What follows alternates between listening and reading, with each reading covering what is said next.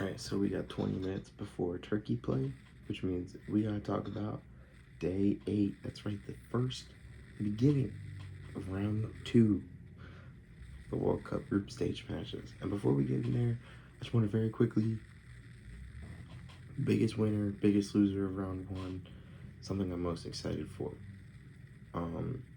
Biggest winner, Germany. I mean, they absolutely decimated Curacao. They did what they had to do. No, I'm gonna take that back. Biggest winner, Cabo Verde, and probably Vozina in particular. They got a point. They proved to the other teams that they are too hot to handle. Biggest loser, Cristiano Ronaldo. It's just the way the cookie crumbles. Me, I love CR7. Did not have a good showing, and it is amplified by the fact that Messi had a great showing, and that all these other teams had great showings. So, biggest loser there. And then shock. I would say I'm very shocked at how bad some of the good teams are, or not the good teams. I'm really shocked at how bad, like, when they expanded qualification, they gave Europe 16 slots from 9.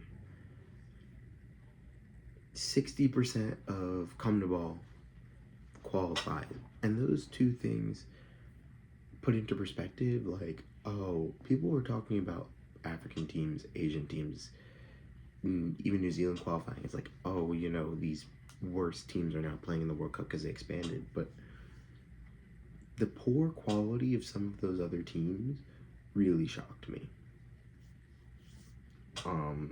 throughout the first round. Like, how poorly Switzerland played, even though they're a team that constantly makes it, and Czechia, and in Ecuador, some of these teams just did not play well enough.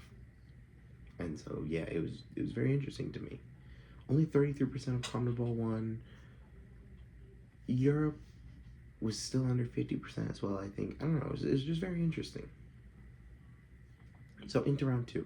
Game 1. I know, I yapped. Game 1 was Switzerland and Bosnia and Herzegovina. And Group of Life is so interesting, Group B, because I'm about to say all of these things that I will for the next 3 to 5 minutes about Bosnia and Herzegovina, and then about Qatar. And both of these teams can still qualify for the knockout rounds. Switzerland played well in the last 20 minutes, especially after that red card. They were locked in. The man of the match, I think, is Nzambi. I forget his name. Played spectacularly. If he could repeat that against Canada somehow, he's going to be looking really good. He's going to be putting himself in the shop window, especially if he can do it in a knockout stage as well. Well taken goal. All around good performance. I believe he had 2 goals. But all around good performance from him. Solid Swiss performance. From the 70th minute onwards. I was driving. I did not see much of this match. But from what I had seen, first 70 minutes, a lot cagier than it opened up. And the red card towards the end certainly helped. Killed the game. Now, if you take that game, but you extend the period of time in which the worst team had a red card, you get the bloodbath that was Canada and Qatar. I know there was another game that happened before that, and we'll get to that in a minute, but Canada looked absolutely superb today, and thoughts and prayers to Kone. I was watching, but I wasn't paying fully attention, and so I didn't actually see the challenge that broke his leg, and I'm so glad I didn't, because that really, like, that stuff gets to me. So, you know, They played really well, Canada. They were a man up and then two men up for at least half of the game. But even before that, well taken goals. Jonathan David had scored a hat trick, showed he arrived at the World Cup. Laren scored another goal. They had a well taken free kick. It was all very, very good play. And especially, I think the bigger thing is Qatar crumbled. They did not bunker down like they did against Switzerland and get a result. They crumbled very quickly, and then they resorted to kind of foul play. They broke a guy's leg. They were just breaking up the rest of the game, making it hard to play, making it hard to get rhythm, just from fouling and fouling and fouling. And saying that, it's a straight shootout between them and Bosnia and Herzegovina. One of those two teams wins and can qualify.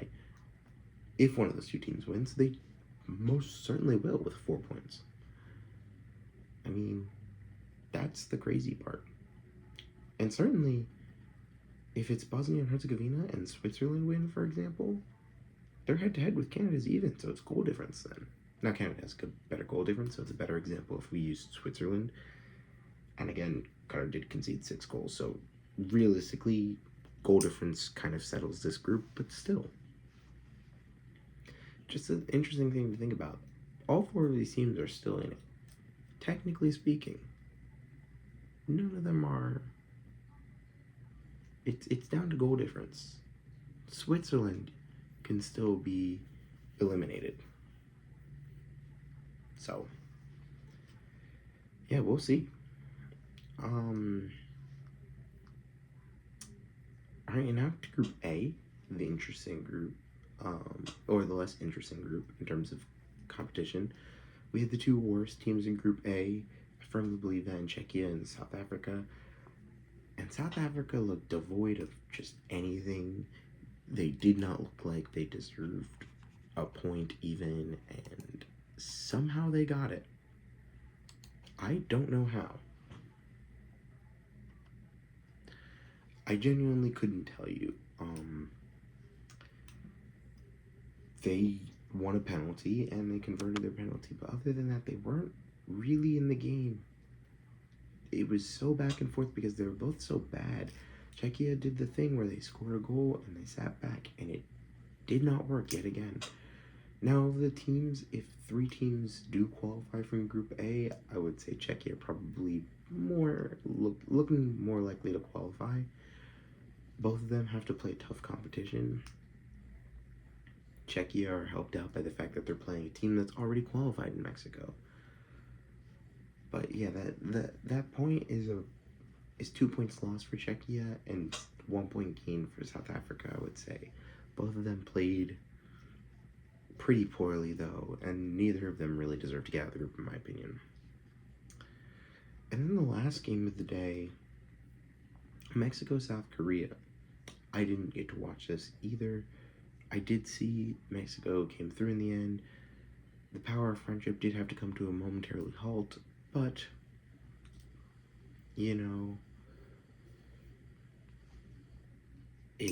come back. They don't play each other again. And it looks like Mexico are going to top the group. I think they've qualified already. And yeah, they qualify for the knockout round with group topping status, because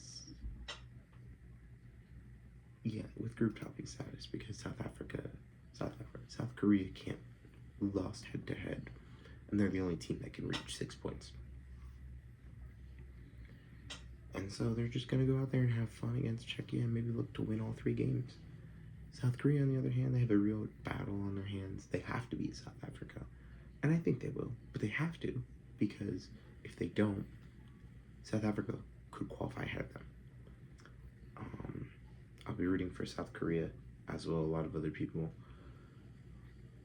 And the other thing I have to say is if they somehow lose that game, or even if they draw that game, which will qualify them, but if they draw that game,